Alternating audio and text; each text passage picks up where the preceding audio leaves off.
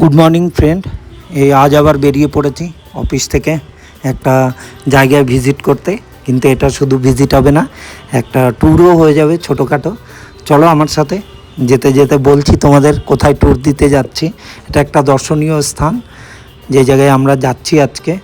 তো ওয়েদারটা তেমন রোদ নেই, মেঘলাই আছে, পেছনে দেখতে পাচ্ছ যেমন মেঘলা মেঘলা ওয়েদার, ঠান্ডাও আছে, তেমন গরম নেই। যাই হোক, এটা একটা জার্নি করার বেস্ট টাইম। তো চলো যাই আমরা রাস্তার এই দৃশ্য দেখতে দেখতে। যে দর্শনীয় স্থানটায় যাচ্ছি সেটা সম্পর্কে লোকের মুখে অনেক গল্প আছে। এতগুলো গল্প শুনেছি বা ইউটিউবেও ছিল, এই গল্পগুলো শুনেই আমার আকর্ষণ আরও বেড়ে গেছে। এই রাস্তা ধরে চললাম আমরা, খুব সুন্দর ওয়েদার যেমন তেমন রাস্তার পরিবেশটাই ফুল গাছে ভর্তি, দুই সাইডে এগুলোও ফুল ভর্তি হয়ে যাবে একটা সময়। যাই হোক, চলো যাই আমরা এগিয়ে। তো এই জায়গার অনেক লোকমুখে কথা আছে যেখানে আমরা যাচ্ছি, যে এগুলো নিয়ে বিভিন্ন রকম গল্প আছে। দর্শনীয় স্থান একটা খুব, এখানকার গ্রামবাসীরা যারা এই গল্পগুলো বলেছেন বিভিন্ন ইউটিউবারদের, সেসব গল্পগুলো শুনে তোমাদেরও হয়তো আকর্ষণ বাড়বে। চলো যাই আমরা। অ্যাকচুয়ালি এটা একটা মন্দির দর্শনে যাচ্ছি। এটা আছে তোমাদের পাগলাচণ্ডীতে, যেই পাগলাচণ্ডী আমাদের রেল স্টেশন আছে, এই রেল স্টেশন থেকে রেলগেট অবধি এসে ভেতর দিয়ে এই ঝিলটার পাশ দিয়ে, এটা এক সময় নদী ছিল, এই নদীর উপর দিয়ে এটাকে ঘিরেও মন্দিরের সাথে গল্প আছে। এই ব্রিজ নিয়ে, এই ব্রিজটা করা হয়েছে এর সময় থেকে, মন্দিরটাকে নিয়ে গল্প আছে কিছু। যাই হোক, মন্দিরটা এতটাই পুরনো, এই রাস্তাটা দিয়ে তোমরা যেতে পারো। এই রাস্তার দুধারে আমবাগান, পাশে এরকম ঝিলটা বয়ে চলেছে। এটা এক সময় নদী ছিল, বাংলাদেশের সাথে যুক্ত ছিল। এই মন্দিরের কাছাকাছি, এই যে মন্দিরে আমরা চলে এসেছি, দেখো মন্দিরটা, বাইরের কারুকার্যগুলো খুব সুন্দর করা, সেটা তোমাদের পরে দেখাচ্ছি আমি। চলো ভেতরে যাই। এই যে মন্দিরের নাম পাগলাচণ্ডী, কারণ এর যেই সাধক ছিলেন তিনি পাগলা বলে ডাকা হতো, আর চণ্ডী মাতার এখানে মূর্তি আছে, সেই জন্য এটার নাম পাগলাচণ্ডী নাম রাখা হয়েছে। স্থানীয় লোকের মুখ থেকেই শোনা। ভেতরে ঢুকেই তোমরা এরকম একটা নন্দী মহারাজের মূর্তি দেখবে, আর একটা পবনদেবের মূর্তি দেখবে, দুটোই করা আছে মন্দির সোজাসুজি। আর এই যে মন্দিরের এটা বন্ধ আছে এখন, সময়ে সকাল 8টা থেকে 12টা অবধি খোলা থাকে, তারপর আবার দুপুর বেলা বন্ধ থাকে, 4টে থেকে আবার খোলা থাকে 6টা অবধি। তো যাই হোক না কেন, এই যে মন্দিরের বিভিন্ন কর্তাদের নাম লেখা রয়েছে, যারা এর সদস্য রয়েছে মন্দিরে, এখান দিয়ে পাশ দিয়ে তোমরা যেতে পারো। এখানে প্রত্যেক বৈশাখ মাসের লাস্ট মঙ্গলবার এখানে বড় একটা প্রোগ্রাম হয়, যেই প্রোগ্রামে বিভিন্ন জায়গা থেকে লোকজন আসে। প্রত্যেক বছর বৈশাখ মাসের লাস্ট মঙ্গলবারে এই অনুষ্ঠানটা হয়। এখানে নাম কীর্তন হয়, উৎসব হয়, বিভিন্ন খাওয়া দাওয়া ব্যবস্থা থাকে, প্রসাদ বিতরণের ব্যবস্থা থাকে। এই যে ইনি রয়েছেন, ইনি এখানকার রক্ষণাবেক্ষণের দায়িত্বে আছেন। এনার কাছ থেকেই শুনলাম এই মন্দিরের গল্পটা।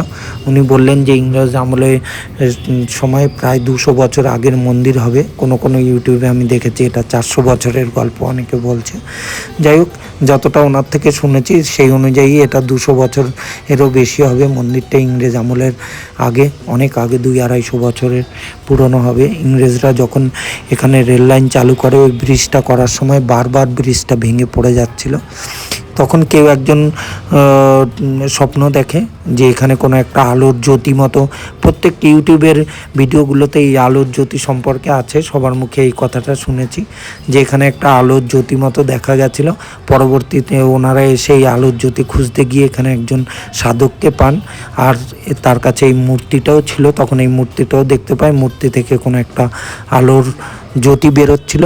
সেই অনুযায়ী এই কথাটা কথিত আছে। এখানে সবাই এই একই জিনিস বলছে, এই আলোর জ্যোতি দেখেই ওখানে তখন ইংরেজরা ছোট একটা মন্দির প্রতিষ্ঠান করেন। যার পরে এই রেলের ব্রিজটা, যেটা তোমাদের আমি বলেছিলাম এই ব্রিজকে জুড়ে গল্পটা, তো রেলের ব্রিজটা ও তৈরি হয়, পরবর্তীতে আর ভাঙেনি রেলের ব্রিজটা। তারপর রেলের ব্রিজটা তৈরি হওয়ার পর তখন থেকে এখানে অনেক পুরুষ ধরে এখানে মন্দিরটায় পুজো হয়।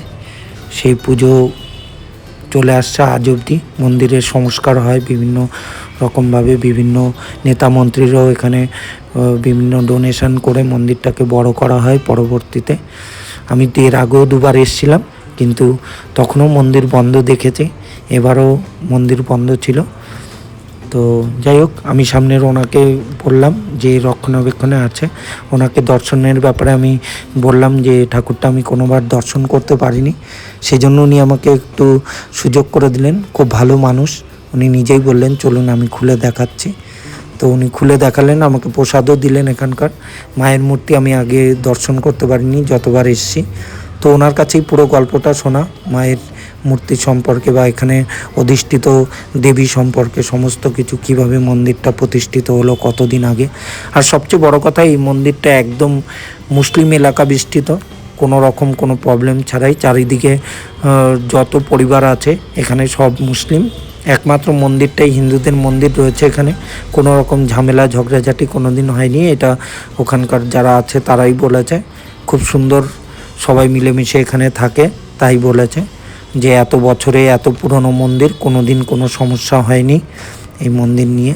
যাই হোক, তোমরা ভিজিট করতে পারো মন্দিরটা, খুব সুন্দর দেখতে। এটা পাগলাচণ্ডী মন্দির, পাগলাচণ্ডী স্টেশনে নেমে ওখান থেকে টোটো করে বা যে কোনো কিছু ধরেই তোমরা এখানে আসতে পারো। বেশি দূর না, প্রায় পাগলাচণ্ডী স্টেশন থেকে 1.5 থেকে 2 কিলোমিটার হবে। আর তোমরা হেঁটে রেলগেট অবধি আসলে, যদি লাইন ধরে হেঁটে রেলগেট অবধি আসো, সেক্ষেত্রে তোমরা রেলগেটটা পার হয়ে টোটোও পেয়ে যাবে, একদম কাছাকাছি।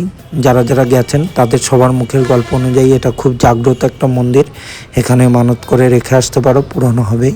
আর সবচেয়ে বড় কথা, মায়ের দর্শন পাবে এখানে এসে। এই মন্দির প্রাঙ্গণে অনেকটা বসার জায়গা আছে, শুধু মন্দিরের খোলার টাইম আর বন্ধের টাইমটা মনে রেখো। উনি যদি থাকেন এখানে, উনি বলেছেন আমি থাকাকালীন কেউ আসলে তাদেরকে খুলে দর্শন করিয়ে দেওয়া হয়। কেউ থাকলে, কোনো সদস্য মন্দিরের থাকলে তারা খুলে দর্শন করিয়ে দেয় মায়ের মূর্তিটা। যাই হোক, তোমরাও আসবে যখন, সকাল বেলা থেকে খোলা থাকে 12টা অবধি, সকাল 8টা থেকে 12টা, আর তারপর আবার খোলা থাকে বিকেল 3টে থেকে 5টা অবধি খোলা থাকে এটা, বা 4টে থেকে 5টা, সেটা একবার জেনে নিও। যাই হোক, চলো বেরিয়ে যাই। আজ এই অবধি তোমাদের সাথে এই মন্দিরের বাইরেরটা ঢোকানোর সময় তোমাকে কিছুটা দেখালাম। চলো এর কারুকার্যগুলো দেখাই মন্দিরের বাইরের। এই যে এখানে মন্দিরের ভেতর কাঁঠাল গাছ লাগানো, তাতে খুব সুন্দর কাঁঠালও হয়ে রয়েছে এখানে। এই যে এখান থেকে মন্দিরটা এখন খোলা আছে, আরও 2জন এসছে আমার পরে, তারা দর্শন করছে এখন। চলো মন্দিরের বাইরেরটা দেখাই। হাতের কারুকার্য খুব সুন্দর করা এখানে, এই যে হাতের কাজ করা খুব সুন্দরভাবে এখানে। এখানকার একজন লোকাল লোক বললেন এটা কোনো মুসলিম কন্ট্রাক্টে করেছিলেন মন্দিরটা, পরে যখন সংস্কার হয়। হাতের কাজগুলো দেখো, এখানে বিভিন্ন শিব, দুর্গা, কালী সমস্ত মূর্তি ছোট ছোট করে খোদাই করা আছে মন্দিরের গায়ে। চলো তাহলে তোমরা মন্দির দর্শন করতে এসো। আজকের মতো তাহলে এখানেই টাটা। তোমাদের সাথে আবার দেখা হবে নেক্সট ভিডিওতে। আমার ভিডিওগুলো ভালো লাগলে লাইক, কমেন্ট, শেয়ার করো। টাটা, লাভ ইউ অল।